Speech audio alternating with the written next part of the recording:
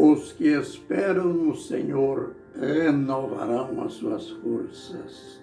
Subirão com asas como águias, correrão e não se cansarão, caminharão e nunca se fatigarão. Isaías 40, 30, 31. Ministério Pão Vivo, direto ao assunto.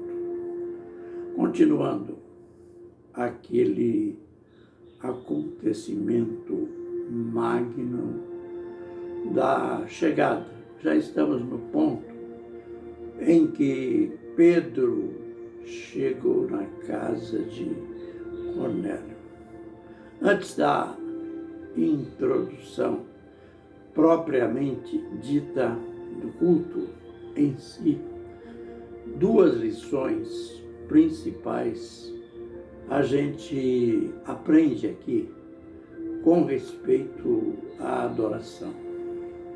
Elas são paralelas. As duas envolvem anjos. As duas envolvem apóstolos. Primeiramente, esta aqui, envolvendo o apóstolo Pedro, pois ele estava chegando na casa de Cornélio. E Cornélio, que foi de maneira hospitaleira recebê-lo lá no pátio, não suportou as emoções do momento. Ele se prostrou diante do apóstolo Pedro e o apóstolo disse para ele: levanta-te, porque eu também sou homem. É lógico que de modo oculto ele estava dizendo: adore somente a Deus. Aí então, um paralelo, lá em Apocalipse capítulo 19, versos 9 e 10. O apóstolo João, empolgadíssimo, pois ele já tinha visto as mais variadas visões envolvendo anjos. E agora, já finalizando a série de visões, ele vê mais uma. E era um anjo, deve ser especial, porque o apóstolo foi logo se prostrando. E note, nem aqui o anjo aceitou a adoração. Como Pedro rejeitou a adoração de Cornélio, aqui o anjo rejeita a adoração de João, dizendo: olha, adore a Deus. Eu sou também servo dos seus amigos. Eu sou conservo com você e com os seus amigos. E ele deu esta ordem, ele usou de um imperativo: adore a Deus. Então, a gente já começa com esta ou estas lições. Esta no singular. Eu digo estas porque envolve dois anjos, dois personagens. E para nós deve-se ficar indelével na nossa mente, no nosso coração. A adoração, na Bíblia, somente a Deus. Por isso que lá no princípio quando ele foi entregar os 10 mandamentos, ele disse: não terás outros deuses diante de mim.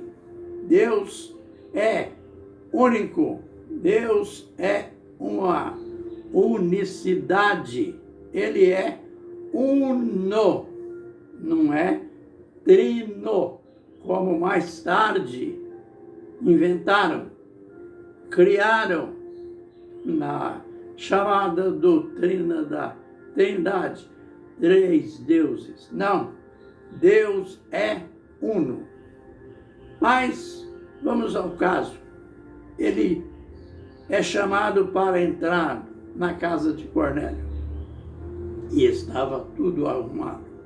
Eu imagino tudo em ordem, o povo reunido, ansioso, porque o povo que se reúne em nome de Jesus é um povo sedento. Eles ficam ansiosos, perguntando: será que o pastor virá mesmo? Que hora que ele vai chegar? Ficam ansiosos para ouvir o pregador. E, aliás, é muito gostoso ouvir pregar. Quem sabe, né? Porque existem pregadores que nem compensa ficar ouvindo-os. Mas imaginem Pedro. Pedro chega e logo ele mostra que está quebrando um princípio judaico. Aliás, Deus que é o Todo-Poderoso, Deus que é soberano, ele vive quebrando tradições, ele vive quebrando coisas que os homens inventam ou inventaram. Ele chega e diz: vocês sabem que um judeu não se hospeda, um judeu não pode entrar na casa de um gentil. Mas sabem por que eu vim? Eu estava orando e eu descobri. Mas ele descobriu como? Aquela visão que ele não tinha entendido. Eu descobri que Deus não faz acepção de pessoas. Aleluia! Até ali, os judeus eram exclusivistas. Havia aquele orgulho religioso, e o pior orgulho que existe é o religioso.